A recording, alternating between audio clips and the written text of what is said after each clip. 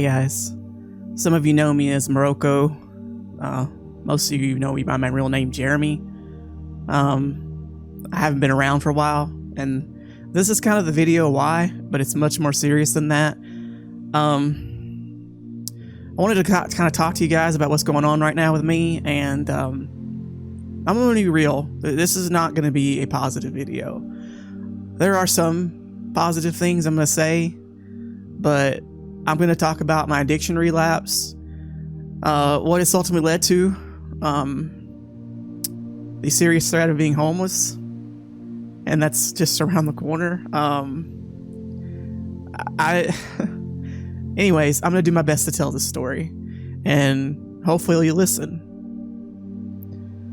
If you guys remember back, probably like 2 years ago, I posted a video to you guys about my mom dying in 2016. At the time, I had said that I was addicted to opioids, and that I had announced that I was quitting and that I was officially never going to do that again, and explain why, my reasoning. And little did I know, the real lesson is long to come. 5 years later. Since then, I've relapsed 4 times. Every attempt I've tried to stop, the withdrawals have been so bad, it just didn't seem worth it. And I'll tell you about that in a minute. It's the worst. And I'm sorry to be so negative. It's just, guys, this is just, I love everybody. I'm not a huge streamer, huge video content creator. I have, 300 subscribers. I know that. But one day I might, and I gotta leave an imprint, and I gotta let you guys know what's going on, because I need your help. Mentally, physically, any way possible. And even if you can't, it's okay, but at least listen. Okay, so my last time taking opioids, I have currently quit. I am 11 days without taking anything. That is the farthest I've ever gone in any of this. Any time that I've ever tried to quit, I would always give up in the 3rd day because of the withdrawals. I'm going to tell you why it's so hard. The withdrawals is like this. After day 2, you sweat all the time. You cannot sleep. You're restless. It's insomnia. And I don't mean you can sleep for 2 hours and feel fine. No, you don't sleep at all. And you sneeze a lot. And this is gonna get graphic, but you guys need to know what it does. You poop a lot, diarrhea, depression, crying for no reason, feeling hopeless, thoughts of suicide,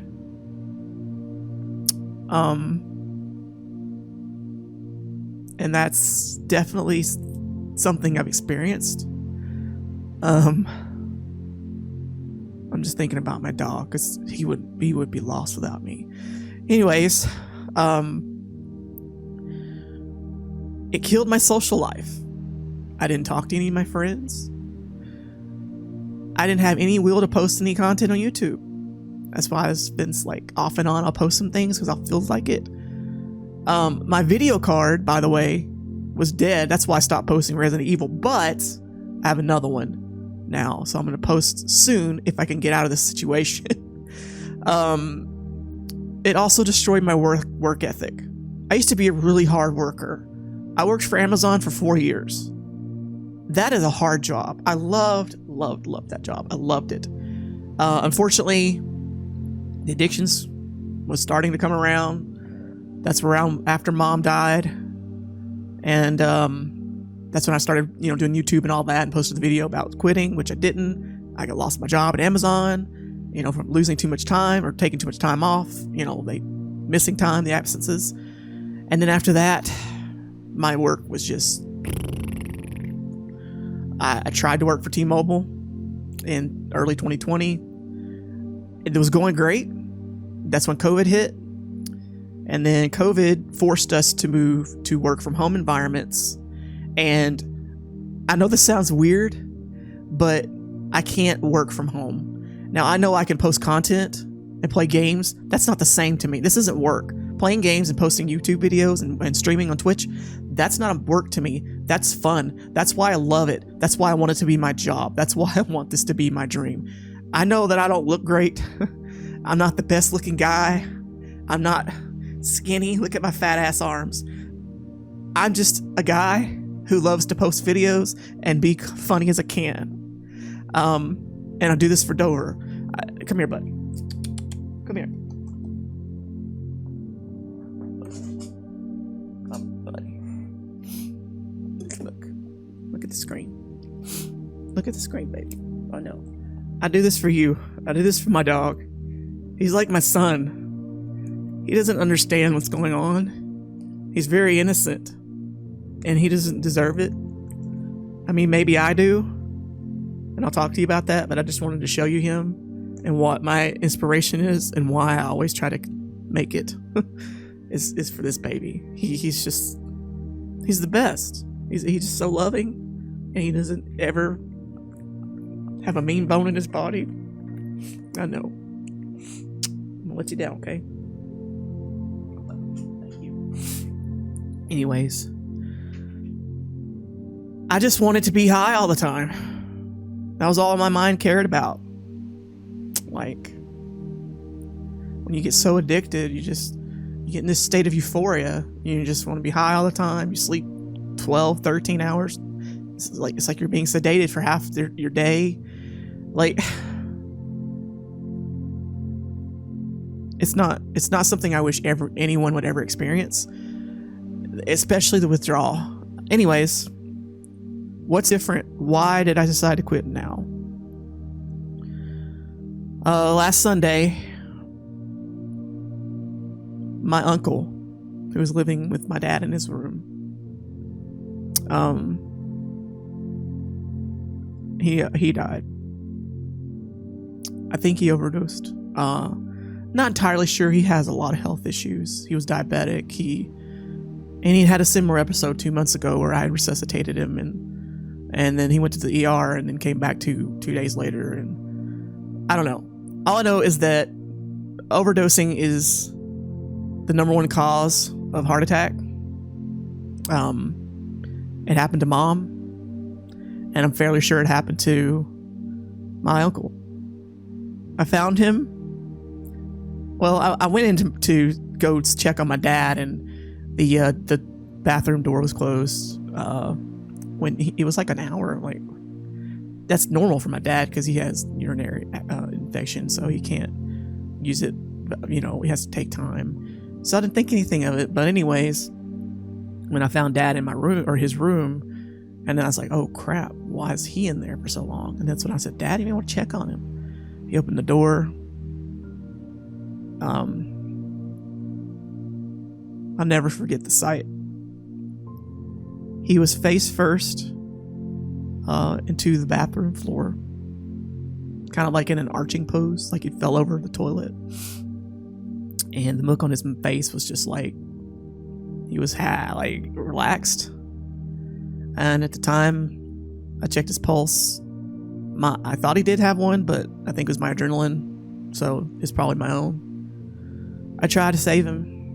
I gave him CPR the entire time till the EMTs got there, but they announced him dead, and that was that. I knew he had the same addiction that I did, same addiction that Dad has.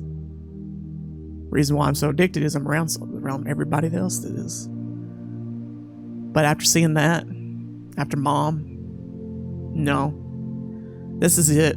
This is it. Because if I don't stop, that's me. In 5 weeks or 5 months, 5 days, who knows? It could have been me. It will be me if I don't stop. I am going to stop. Like I said, day 11, and I've gotten through it, and it hasn't been easy. I haven't used any kind of medicated help because there is a medication you can take that is kind of a pain medicine type thing, but it's an antagonist to block the receptors. I'm not trying to be super descriptive, because there's a lot of lingo going into it, but basically when you stop taking opioids, there's receptors in your brain that react to that. And so when you stop, your body is used to you taking so much, and then when you completely just stop, your body is trying to catch up. And because there's no more opioids coming in, that's why the withdrawal symptoms happen. Now, I've seen so many videos where some say, oh, it takes 7 days, it could take 14 days, 3 weeks, but somewhere in that time frame. I looked up the easiest way to overcome a withdrawal is to just get prescription for naloxone, which is basically the same concept. Opioids fall into your receptor, but instead of an opioid, it's an antagonist to the opioid. It still gives you high, but it doesn't get any of the things that make you depend on it. So you don't take it to get high, you take it to kick all that shit out of your brain, thinking that you need it anymore, if that makes sense. I didn't mean to do that like a little lesson there. I watched a video today, now I feel like a Mr. Expert on it. I'm not. I just wanted you to know what happens and why it's prescribed. I don't have any way to get it. I don't have insurance. I don't have money. But I mean, I'm gonna try. So anyways, after he died, I said, okay, that's it. I'm not doing this anymore. I had just been so careless. I had been drawing unemployment since T-Mobile, and that was when I left in, I think, the middle of March when COVID hit. And there was a period where I lost the unemployment, but they did back pay it, so I had unemployment from that point up until June, when they decided, the government decided, okay, COVID's fine, let's stop this benefit for everybody and just cut everybody off, bar none. Now, you would think that they would at least give you the normal unemployment payment for temporary, till you find a job. No, they cut that too. I was making, I think it was $600 a week from them, which is a lot. I understand, it's a lot, and most of that was from the stimulus. I think it's like $270 is the regular amount that I would get. Well, they cut it in mid-June, and I was still addicted. I wasn't like, okay, well, I don't care. I'm just gonna get high all the time, anytime, any way I can. I'll sell stuff. I don't care. I don't care about my life. Whatever. That's what I felt like. I just had this carelessness, and that's what led to the financial crisis. It's like I said, when I picked my dog up, I said he's innocent, but I'm not. I'm not at all.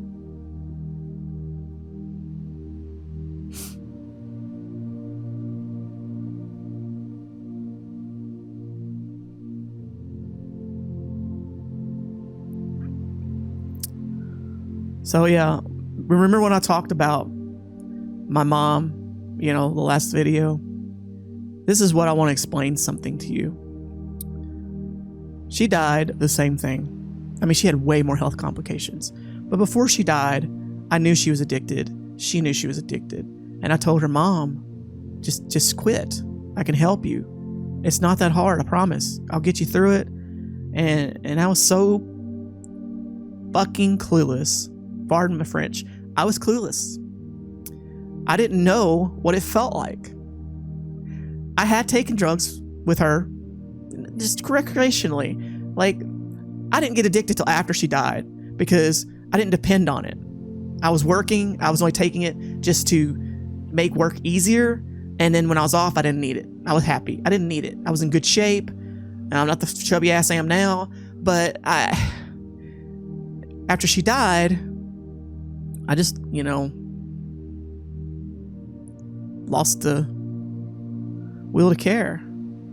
I pretended to, but it destroyed me. And here's what happened. I think it's karma, if I explain what I'm saying. I didn't know what it felt like for Mom. I didn't understand. I didn't know why she couldn't quit. It was so easy in my mind. And so when she died, I swear to God, I think she sent that down to me, that message, and said, here's what it feels like. I want you to understand so that you can know what I went through. And I really do think that's why I went through this, so that I could understand why she couldn't be saved. And if I had known at the time what she was going through, then I think I could helped her more. So let that be kind of a lesson to anybody struggling with addiction, to understand what it feels like.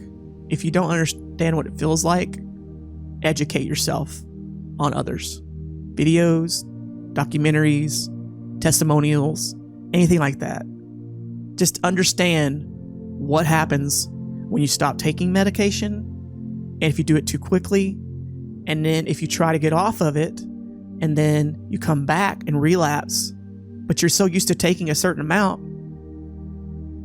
you could overdose, because what was once your normal dose is now a lethal dose. And what I mean by this is, when you take opioids, you build a tolerance over time. So like when I started taking them, I was only taking 10 milligrams, and I was just like, well enough. Whoa, too strong, really. And then sooner or later it went to 20. And then I was like, okay, well, we'll go to 30. Then it went to 1.5, which was 45. And to the last point before I stopped, I was taking 90 milligrams a day. That's what I mean by building your tolerance to it. Now, so see, now I've been sober for 11 days, and if I were to go relapse, which it's not happening, I'm just going to tell you, I'm determined. But if it were to happen, and I went and bought, and took the 90, I would overdose, because my body's built up the tolerance, or the tolerance is waning, is what I mean. I'm getting through the withdrawals. It ain't easy. I haven't slept in 3 days, but I'm trying to at least get in some kind of like form of medication to help me sleep, but it's not working that well. But I have been sleeping on and off. I think I sleep when my body says you need something, and I'll sleep for like 2 hours. I'm not going to die. I think it's just more mental than anything. But it's really difficult. I've been practicing yoga, kind of. I'm not good at it. Meditating, listening to calming, relaxing music, just something to get my mind clear of all this mess. And that's helping. If anybody has mental issues or issues sleeping, try relaxation. Like, I know people say, oh, just mental relaxation is so helpful. It actually does help some. I thought it was stupid too, but no, it helps. Okay, look. Here's the point of this is the rest of the video. And I don't want to be one of those people who's like, oh man, you can do so much for me. This isn't about me reaching out, asking for help. It's about me crying for it. Because I don't want to lose any of this. I've been on YouTube 2 years. I've made a hell of a first year effort. I put so much content out. The second year, I mean, I didn't do a lot. Like I said, you know why I talked about it. But on August 22nd, me, Dad, and we're basically going to be forced out because our lease is ending and we don't have the money. My fault. Like I said, I didn't care. Financial crisis. All I cared about was being high. It's fucking stupid, I know. I'm sorry.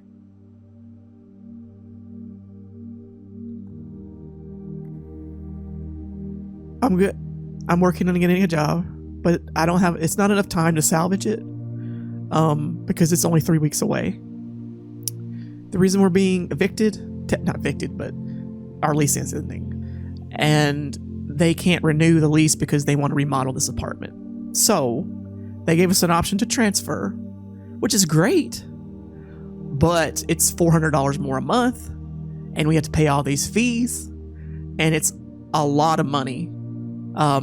In addition to the current rent, which we owe for August coming up, which we don't have.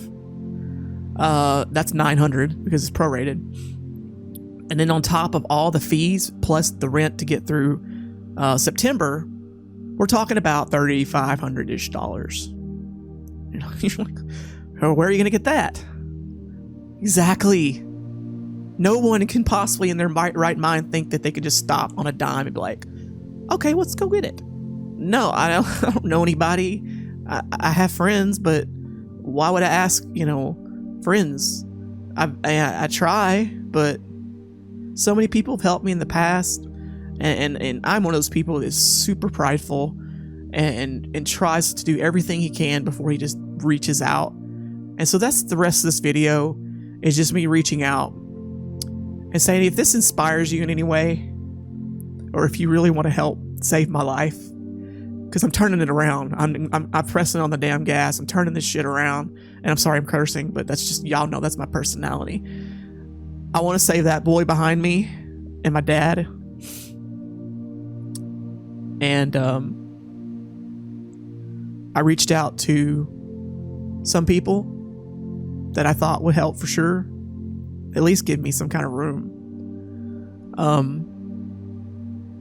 I had reached out for help a couple weeks ago, and someone offered help, and it seemed like things were going to work out, and that I didn't have no stress, and I was quitting this, taking steps to correct my life. Everything was going right, and I just felt like, something's gonna change, and it just didn't feel. I just felt ominous about it.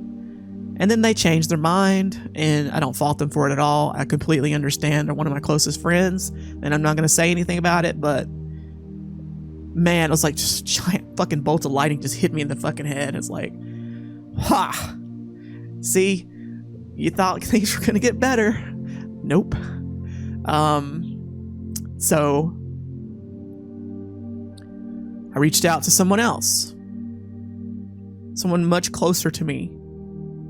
Someone who I've known since I was 10.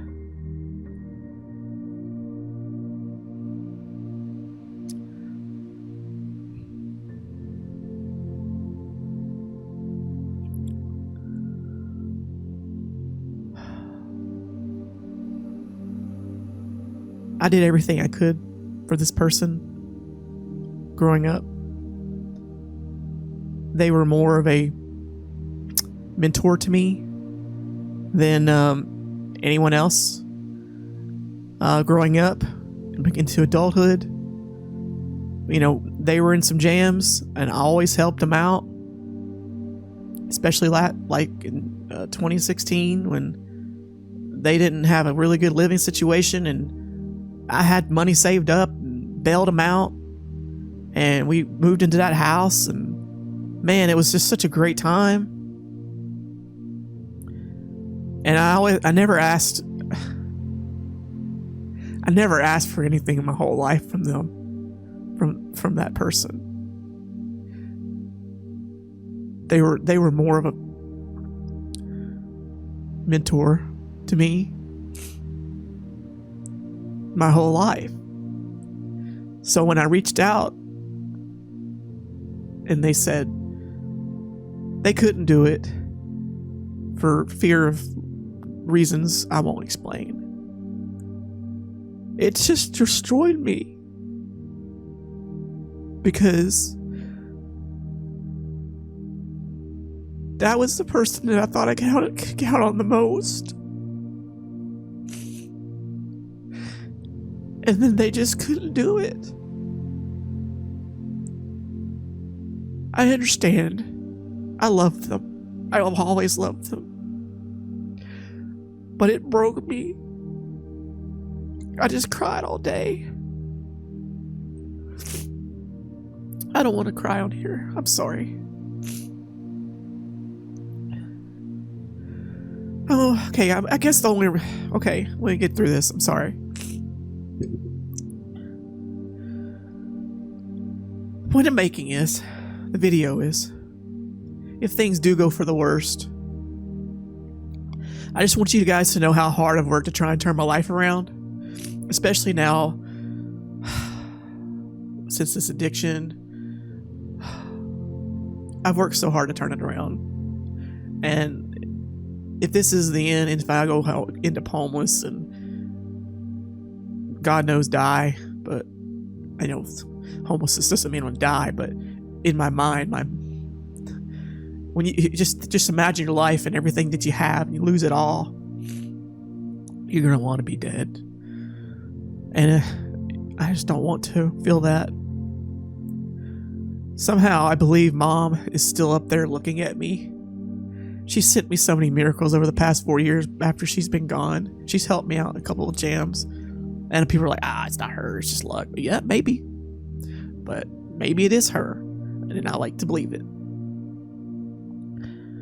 I just don't know if that well has run dry. Because how many miracles do you get? Or maybe there is somehow, some way that I can be saved one more time. I just want to be alive. I just want my dog to be happy, no stress. I just want everything to turn around for the best for me and for my father. I'm trying to get him off of the same problem. Yes, he's still, addicted. And I'm living with him. So the chances of relapse are extremely high. And I'm not letting it happen.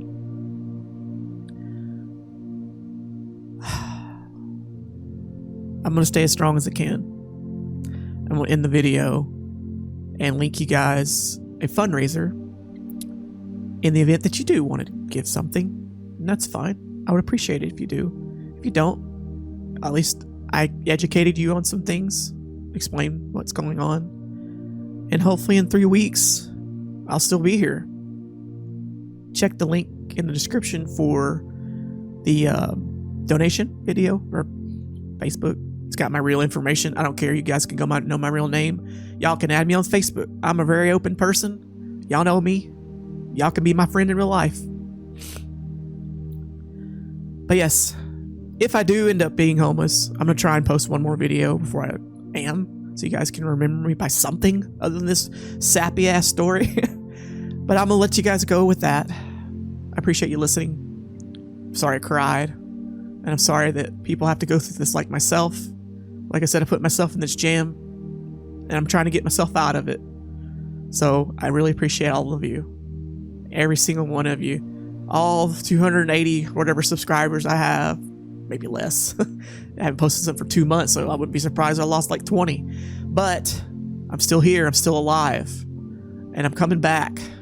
Some way, somehow. But yes, if you can help, please. Thank you so much, guys. I love you. I love you. I can't make hearts because my hands are fat. And you take care, okay? See you guys.